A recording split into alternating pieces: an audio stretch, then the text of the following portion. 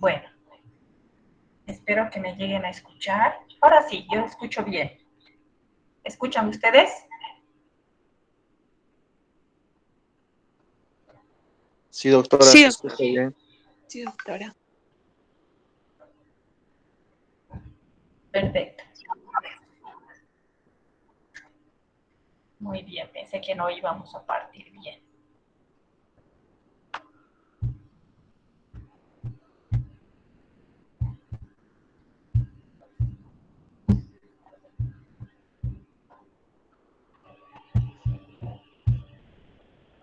Bueno, ahora se escucha bien y se ve bien, ¿cierto? Sí, doctora.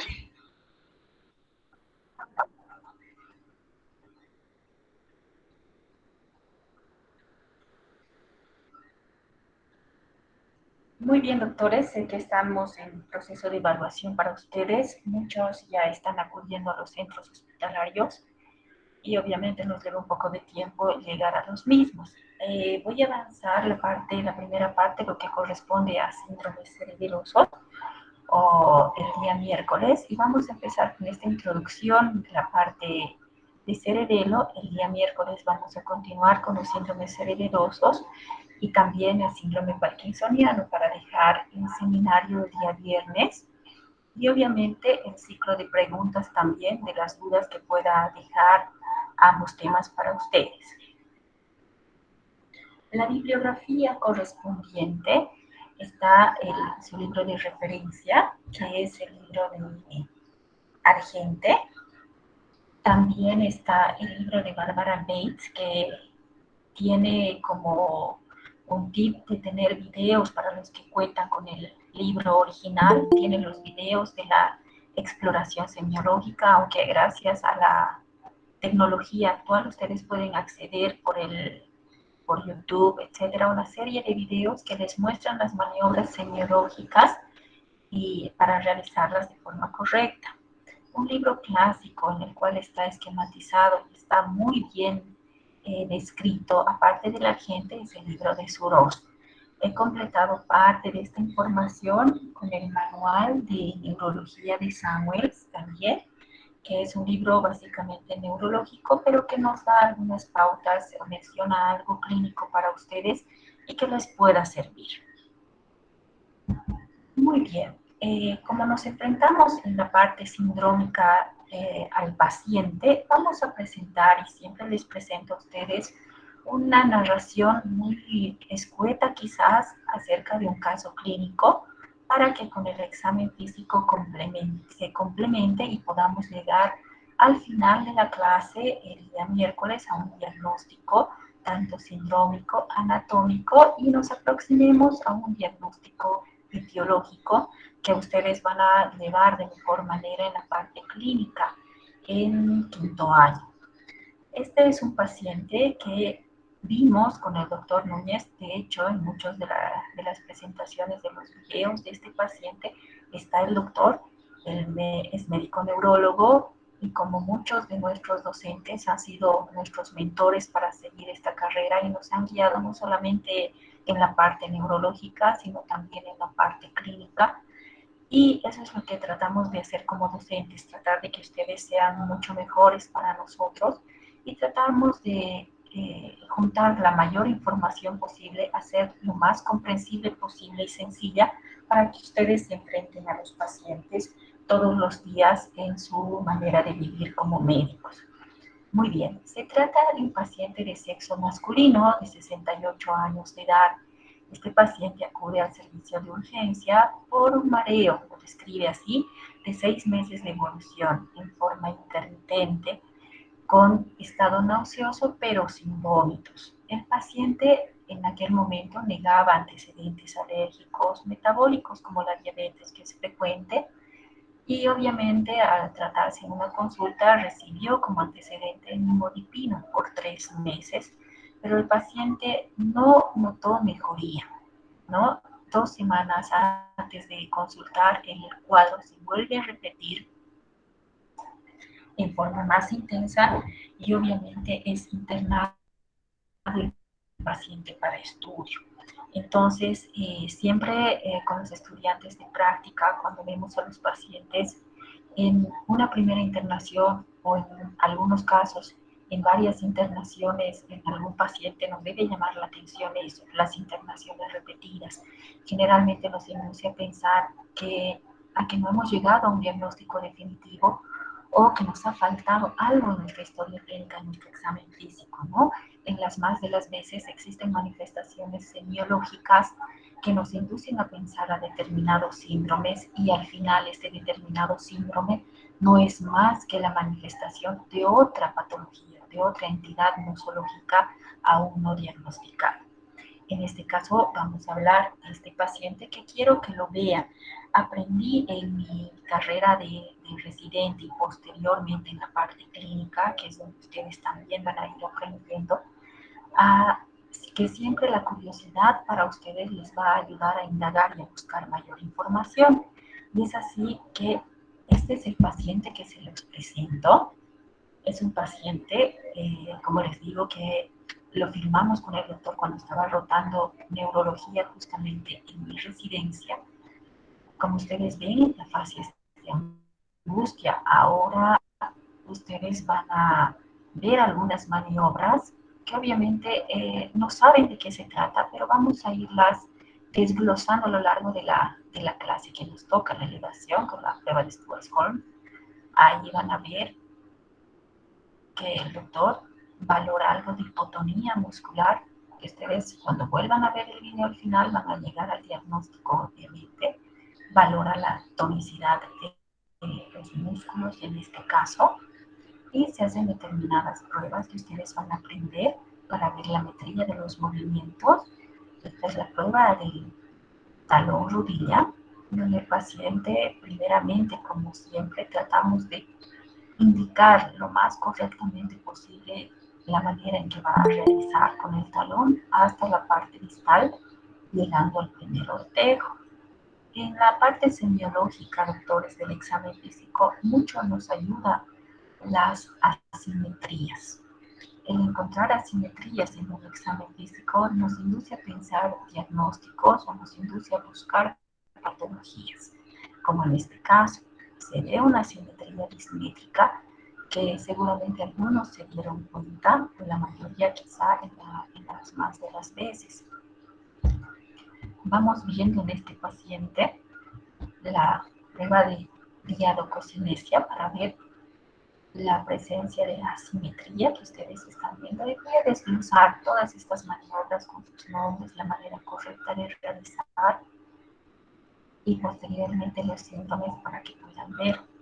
Ustedes ven al paciente, la manera en que se sientan, las posturas del paciente ya nos indican muchas patologías y van a ver ustedes la marcha del paciente, no es una marcha usual. Vean ustedes que necesita ayuda, aumenta la base de sustentación para caminar con las piernas separadas, que en el libro de Argente les cataloga como astasia, este tipo de base de sustentación aumentada para caminar, la marcha destinante, dubitativa, característicamente del síndrome cerebeloso de la ataxia cerebelosa, por falta de coordinación, la marcha de ebrio, la marcha característica en este síndrome que les describen en muchos de los libros. Y ahí ven ustedes algo muy importante y que en la consulta externa hemos llegado a ver con algunos de los estudiantes en esta y la anterior rotación.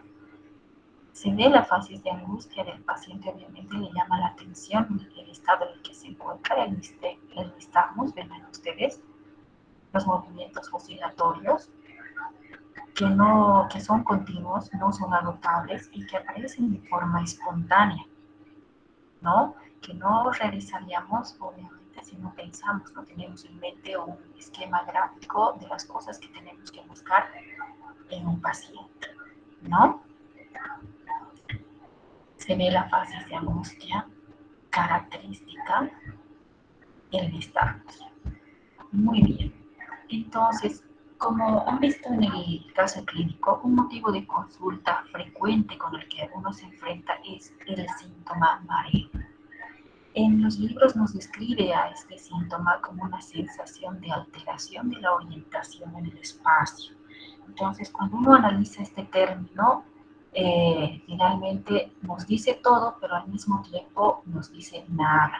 Entonces, cuando tenemos síntomas inespecíficos en los cuales nos queda duda acerca de a qué se refiere el paciente, siempre debemos establecer qué entiende el paciente por esta sensación.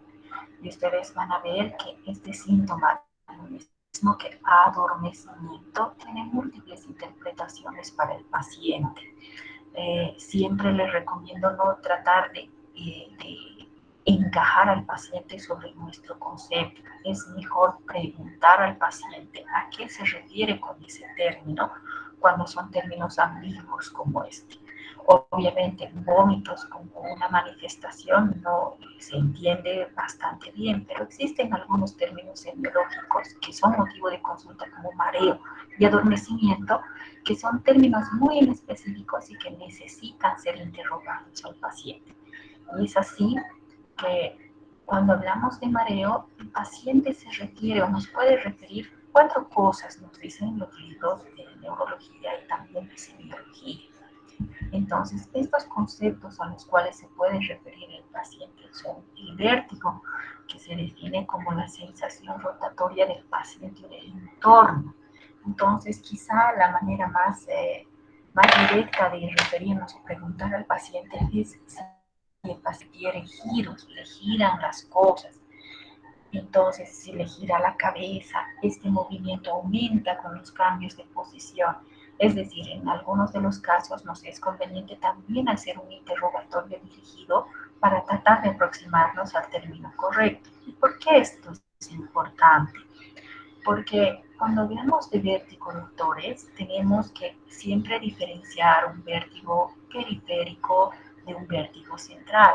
El vértigo periférico será aquel que tienes muy marcado, se asocia a náuseas, vómitos. En las más de las veces está relacionado con trastornos vestibulares. Entonces ahí tenemos síndromes como el vértigo postural paroxístico benigno, que es un motivo de consulta muy frecuente, un diagnóstico muy frecuente que ustedes van a ver, donde el paciente inicia la sensación de giro con el cambio de posición, que dura segundos. En algunos casos sí se acompaña de náuseas y vómitos incapacitantes que incluso requieren la internación del paciente al no tolerar el paciente el estar de pie, ¿no? También hablamos acá de un vértigo periférico del síndrome de Meniere, que se asocia a alteración auditiva, sensación de oído tapado. En algunos de los casos, como en la neuronitis vestibular, antes llamada laberintitis, no existirá acúfenos, pero sí existirá alteraciones auditivas.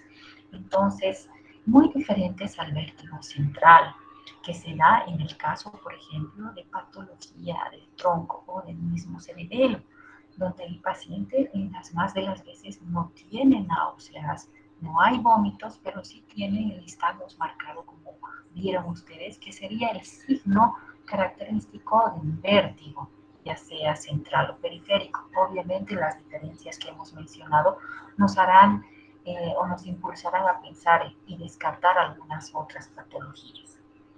Otro término el cual maneja el paciente como mareo es la sensación de caída súbita, sensación de alteración, desvanecimiento, sensación de desmayarse. Esto está catalogado en el concepto de presíncope. Si bien en la parte clínica a algunos de los médicos no les gusta el término de prediabetes, aunque sí existe, pero no así el término preinfarto, cabe mencionar, no existe. Existe un llamado síndrome o presíncope, ya que lo conceptualizan como aquella sintomatología antes de que el paciente pierda la conciencia y lo cataloga así, como sensación de desmayarse, sensación de visión borrosa, nublada, que hace que el paciente tienda a querer desmayarse, a desmayarse. Ustedes saben el concepto de síncope como la alteración súbita de conciencia con recuperación espontánea y que cuya base fisiopatológica es la alteración de flujo a nivel cerebral, y obviamente este obedecerá a distintas causas: falta de volemia, alteraciones cardíacas, las cuales hay que descartar que son las más importantes y que pueden causar la muerte, como las taquicardias, tanto supraventriculares y ventriculares, que pueden manifestarse con este término llamado mareo. Y si no catalogamos de forma adecuada, el diagnóstico puede retrasarse y por consiguiente el pronóstico del paciente. Entonces, al hablar de presíncope, de repente hacer preguntas dirigidas a qué siente, cómo se siente el paciente en ese estado, ¿no? Otro término al cual se refiere el paciente como mareo es al desequilibrio, ¿no? Es decir, que el paciente tiene una marcha inestable, tiende a lateralizarse al caminar, y el paciente lo dice: siento que me estoy yendo al caminar a un lado. Entonces, eso lo catalogamos nosotros como desequilibrio. Y cuando hablamos, doctores, de desequilibrio, tenemos que tener en cuenta que las más de las veces este se debe a una pérdida a una pérdida sensitiva periférica, ya sea la que viene a través de los cordones posteriores, la parte propioceptiva, incluso la alteración visual o vestibular, va a hacer que nosotros tengamos desequilibrio. Pero cuando este se asocia a otros trastornos, como por ejemplo la parte de nistagmus, alteraciones en la marcha, alteraciones en la metría, este desequilibrio nos inducirá a pensar más a un trastorno cerebeloso. Es así que tenemos determinadas pruebas que nos van a ayudar a definir si este desequilibrio mencionado como mareo del paciente se debe a un trastorno sensitivo periférico o a un trastorno neurológico cerebeloso. Otro concepto por el cual viene el paciente es el mareo que no está bien definido por el paciente, ¿no? Es una alteración psicofisiológica. Hay que entender esto muy bien. Existe un trastorno, está presente, o sea, el síntoma del paciente es muy real, pero se debe a un trastorno fisiológico inducido quizás por otras alteraciones que el paciente trae, como la ansiedad, la depresión, en las crisis de pánico. Entonces, el paciente tiende a no definir muy bien, lo asocia a algunos casos a sensación de cabeza grande. Entonces, uno se da cuenta por el estado que está atravesando el paciente. Y ojo, antes de catalogar algún trastorno, algún síntoma como solamente fisiológico o psicofisiológico, deben descartarse todas las otras alteraciones y no pasarlos por alto. Siempre aprendí un dicho de mi docente que nos decía: las cosas psicológicas o los pacientes psiquiátricos pueden tener cáncer, y es muy cierto. Antes de catalogar un trastorno funcional, estamos obligados a descartar patologías realmente orgánicas potencialmente corregibles. Entonces, resumiendo, cuando habla el paciente de mareo como el paciente un motivo de consulta, por favor, debemos tratar de establecer qué entiende el paciente por esa sensación. ¿Es sensación de giro, o sea, vértigo, que nos inducirá a pensar hacia trastornos periféricos, auditivos, por ejemplo, del sistema vestibular, o centrales también, sobre todo cuando se asocia a otras manifestaciones como cefalea? De ahí que la asociación de un vértigo con cefalea no es buena asociación, ¿ya? O se referirá a un síncope, es decir, alteración de conciencia, donde básicamente nos inducirá a pensar a trastornos cardiovasculares. Haremos una exploración completa cardiológica, ¿no? O se le tratará de un desequilibrio. Y aquí, como les dije, algún trastorno sensitivo periférico, un trastorno cerebeloso. Y finalmente quedarnos con aquel concepto de mareo mal definido cuando no entra el paciente en ninguna de las tres consideraciones previas. Vamos a tener un recuerdo anatómico y fisiológico muy somero que hemos llevado en los primeros años de nuestra carrera. Entonces, Se divide a esta estructura como arquicerebelo, la parte más antigua, podemos llamar, del desarrollo del cerebelo, el arquicerebelo, vestíbulo cerebelo, que básicamente está catalogado como anteojos, o sea, la parte proximal, ¿no? El paleocerebelo o espinocerebelo es aquella que va a recibir toda aquella información de la posición de las extremidades, el tono muscular, y es precisamente en este segmento, a través de las vías espinocerebelosas, que va a controlar los movimientos más adecuados en las porciones más proximales de las extremidades, ¿no? Y esto a través de vías diferentes motoras adecuadas.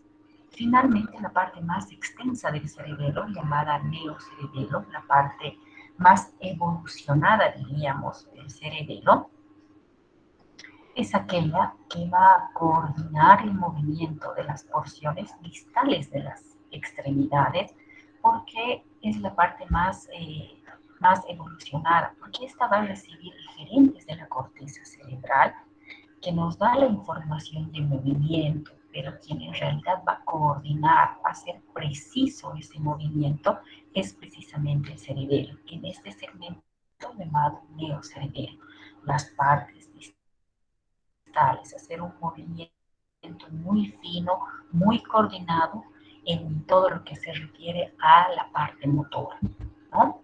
Y es así que llamaríamos nosotros un síndrome cerebeloso, aquel conjunto de signos y síntomas que resulta precisamente de la alteración de la función del cerebelo. ¿Cuál es esa función? Uno, el equilibrio a través de las fibras vestíbulo cerebelosas en el arquicerebelo, el control del tono muscular, el paleocerebelo a través de fibras espinocerebelosas, llegan al cerebelo y nos ayudan los agonistas, antagonistas para realizar un movimiento preciso. Y finalmente la coordinación o taxia de estos movimientos, el neocerebelo a través de la corteza y el cerebelo para producir estos movimientos finos, ¿no? Y los términos médicos que vamos a utilizar cuando nos referimos para mencionar alguna alteración, ¿no?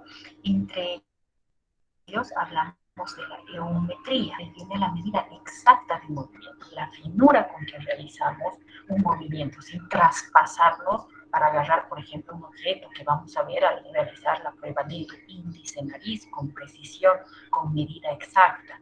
La diadococinesia, que es la capacidad que tenemos para ejecutar movimientos sucesivos en forma rápida.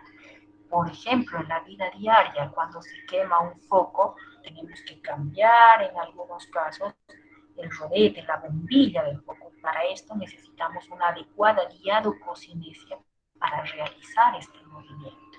La sinergia, que permite la acción coordinada de tanto de músculos agonistas y antagonistas para ejecutar un movimiento. La isostenia, que sería la adecuada intensidad, la fuerza de la acción motora muscular, que nos va a controlar la postura o para realizar algún tipo de movimiento y nos va a mantener en equilibrio. Estos términos son necesarios que ustedes los conozcan, pero además los aprendan. ¿Cómo evaluamos a un paciente? Entonces, si básicamente el cerebelo está encargado de la coordinación, mantener la postura, vamos a hablar, doctores, de la coordinación, tanto estática como dinámica. Entonces, nuestra evaluación empieza con la marcha, evaluar la marcha, la diadococinesia, movimientos alternantes rápidos. Vamos a medir la metría de los movimientos a través de maniobras específicas. Vamos a ver y valorar la coordinación estática a través de la prueba de Romberg, que de forma equivocada pensábamos que era una prueba cerebelosa, pero vamos a ver que nos ayuda a diferenciar más bien en una ataxia sensitiva versus una ataxia cerebelosa.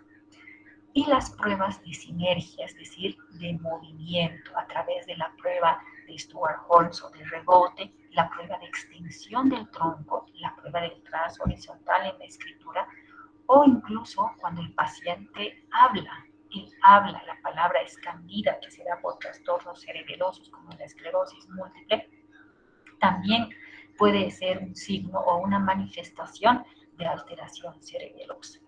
Entonces, como ustedes ven, vamos a hacer un examen físico completo acerca de la parte semiológica del cerebelo.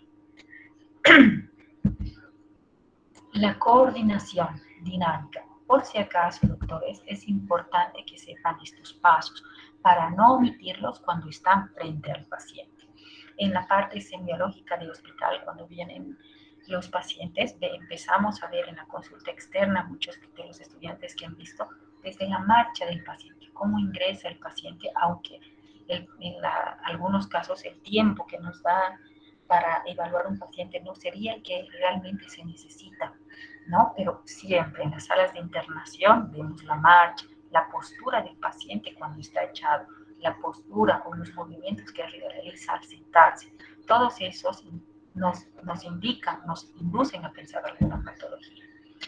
Entonces, en la coordinación dinámica vamos a valorar la marcha, la diadococinesia y la metría de los movimientos. La marcha. En la marcha obviamente vamos a hacer maniobras. Tenemos acá el paciente. Este es un video extractado del libro de Barbara Gates, donde se valora al paciente en cuanto a la marcha. Ven ustedes los movimientos que tiene el paciente.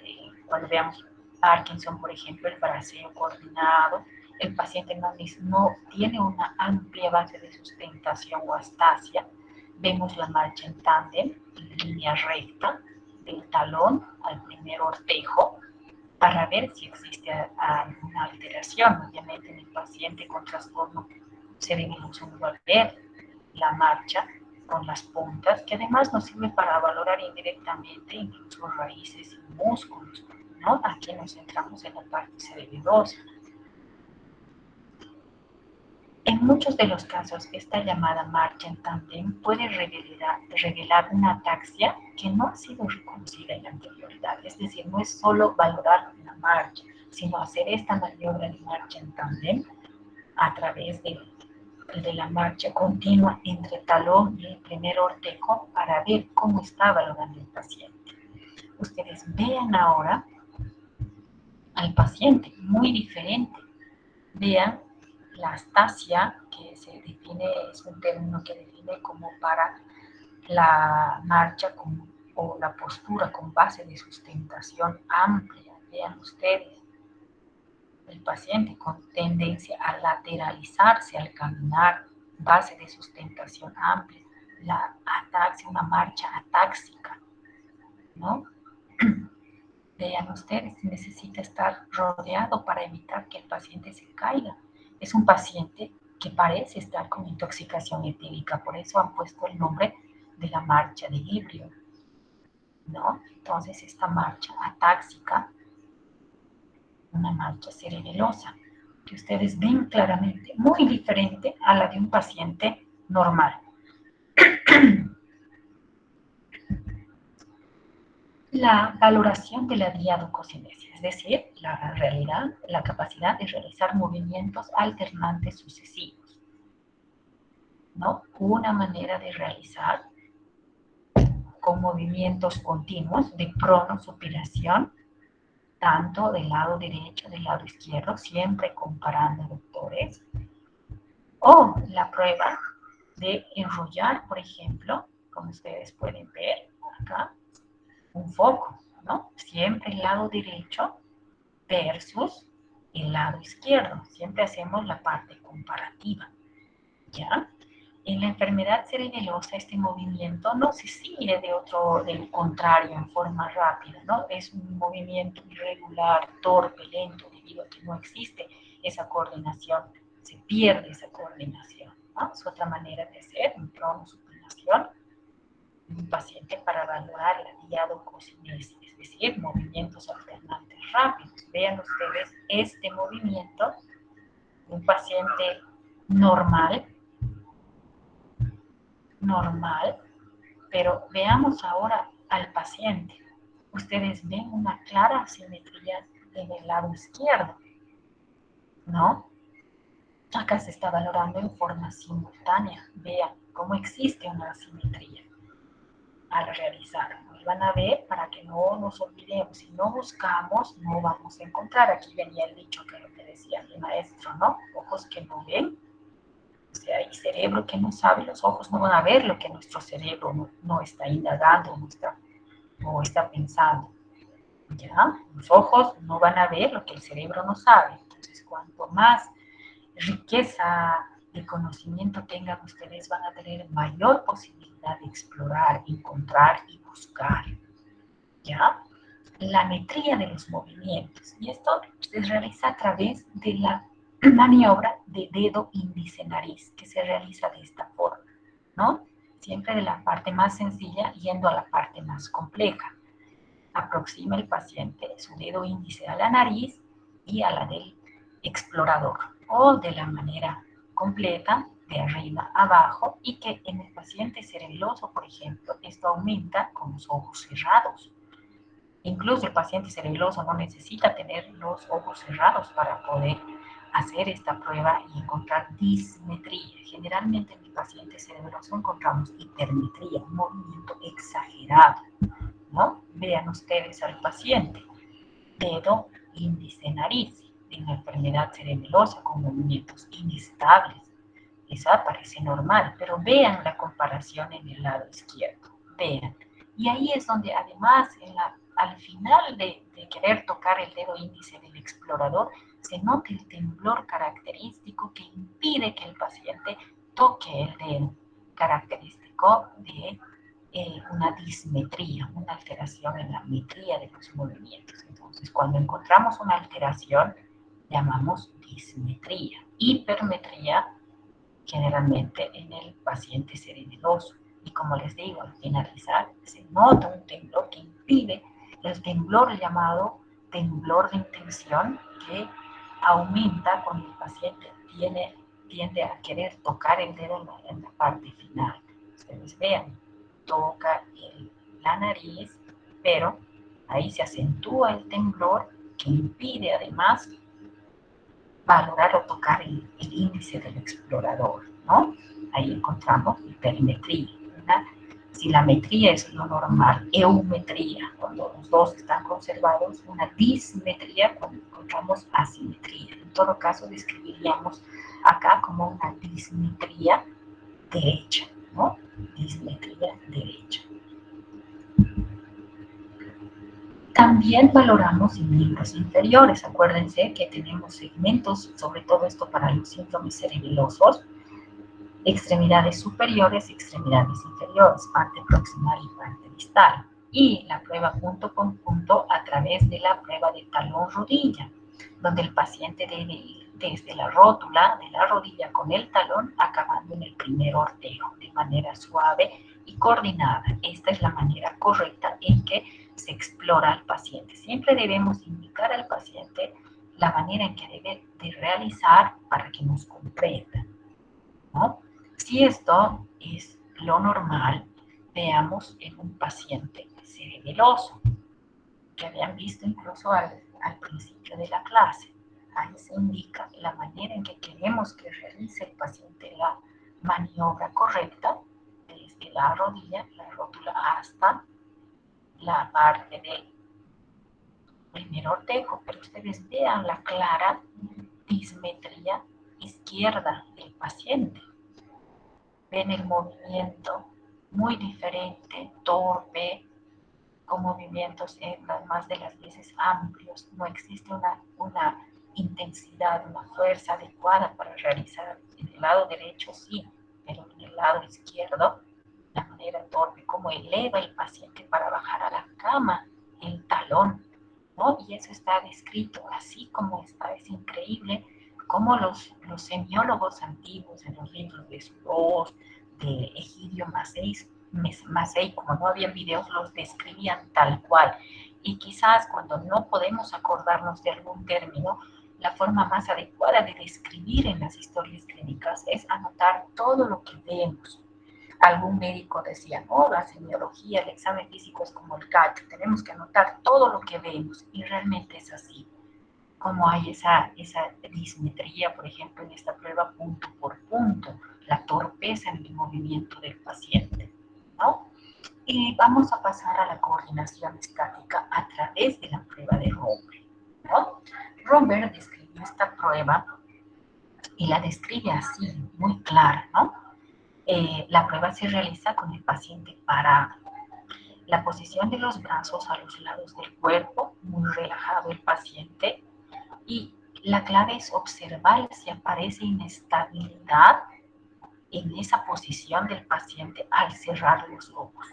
Y para considerar la prueba como positiva, debe aparecer una inestabilidad apenas el paciente cierre los ojos. Ahí consideramos una prueba de Romberg como positiva. Si nosotros tenemos un breve recuerdo de la prueba de Romberg o cómo se realiza, qué es lo que controla la postura de nosotros, ustedes se deben acordar los fascículos de Gold y de Burdach que nos llevan la sensibilidad propioceptiva de posición para que nosotros, incluso al caminar o al subir las gradas, no necesitemos la vista. Si no subimos las gradas directamente, no vemos grada por grada al subir. Entonces, este sentido, esta sensibilidad periférica está controlada por la coordinación de muchos centros, entre ellos el cerebelo, el sistema vestibular y los ojos. Es así que en la prueba de Romberg, como van a ver ustedes en el paciente, primero el paciente está compensado, relajado, los brazos a un lado y pies juntos. No pasa nada ahí con el paciente, ¿no? Cierra los ojos y ahí el paciente está quedándose solamente con la sensibilidad propioceptiva, está anulando la vista, que también nos permite mantener el equilibrio. Es así que podemos encontrar desequilibrio en trastornos visuales, en trastornos auditivos y también en trastornos sensitivos periféricos de propiocepción. ¿Por qué les hago acápite de este concepto? En la prueba de Romberg, que se realiza continuamente en la exploración neurológica, se utiliza para valorar precisamente la integridad de esta vía propioceptiva de los nervios periféricos, ¿ya? Los cordones posteriores, llamados así, ¿no? Fue descrita este síndrome en el tabés dorsal, pero nosotros tenemos una patología muy parecida llamada pseudotabés dorsal, que es la diabetes.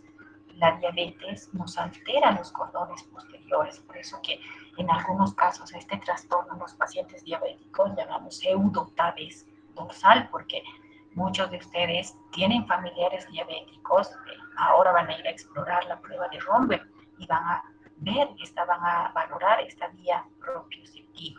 Entonces, este signo se ha descrito como patoneurónico, doctores, de la ataxia sensitiva, no así de la ataxia cerebelosa. Por lo tanto, el encontrar un signo de Romberg nos indica ataxia sensitiva, no cerebelosa. Es decir, en el paciente con síndrome cerebeloso no vamos a encontrar un signo de Romberg, ¿ya? En la ataxia de origen cerebeloso, esta se presenta, como han visto en el paciente, con los ojos abiertos, tiene la base de sustentación amplia, ¿no? Esto es patoneurónico, como les digo, de la ataxia sensitiva. Vean ustedes una ataxia sensitiva, paciente relajado. Ahí está mi maestro, como siempre. Gentileza del doctor Núñez, el video para ustedes.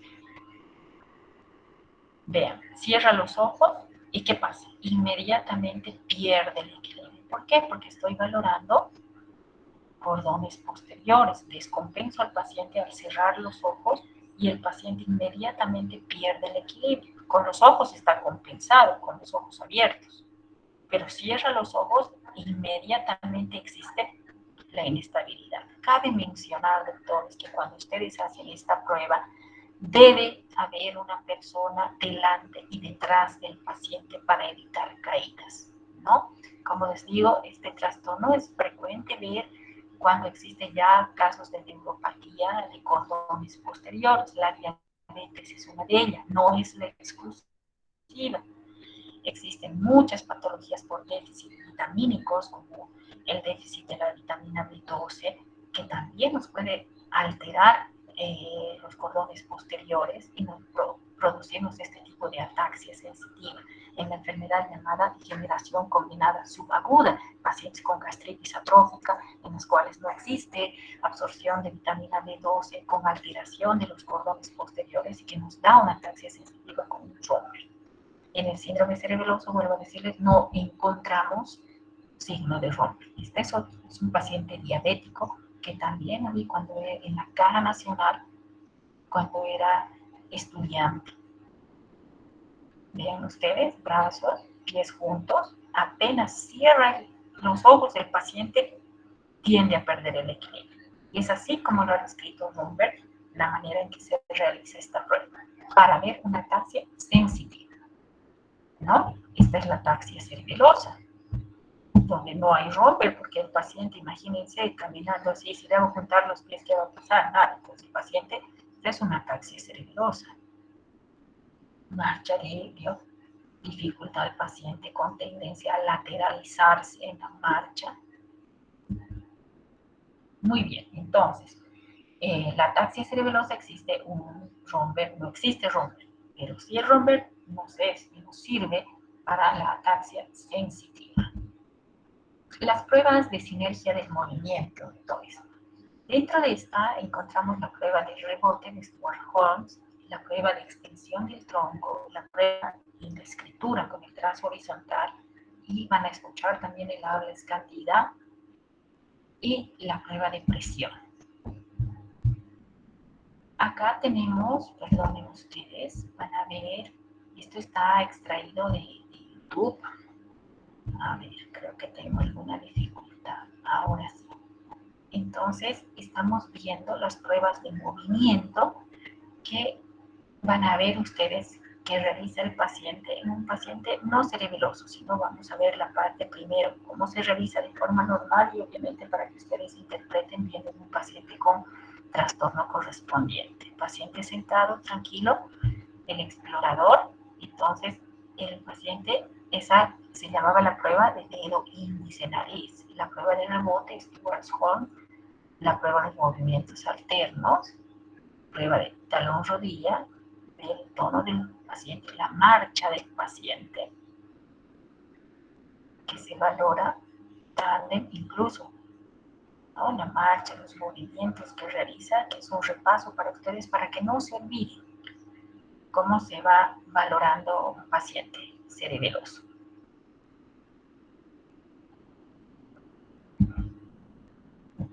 Bueno, acá vamos a un poquito resumir por el tiempo. Esta es la prueba para ver la metría de los movimientos. Prueba dedo, índice, nariz. No se olviden, doctores. La alteración, vamos a denominarla dismetría. Ahí estamos valorando el tono del músculo, la sinergia de los músculos agonistas y antagonistas para producir. Normalmente uno no se golpea. ¿Qué pasa en el paciente cerebeloso? Y ustedes han visto y van a darse cuenta cuando vamos a ver al paciente. El paciente tiende a no golpearse cuando suelta. Esto es la prueba de diadococinesia, movimientos alternantes rápidos alternos, la prueba talón rodilla, nos ayuda a valorar la metría de los movimientos, su alteración llamada dismetría, ya sea derecha, izquierda, el tono. Generalmente el cerebelo, doctores, es hiper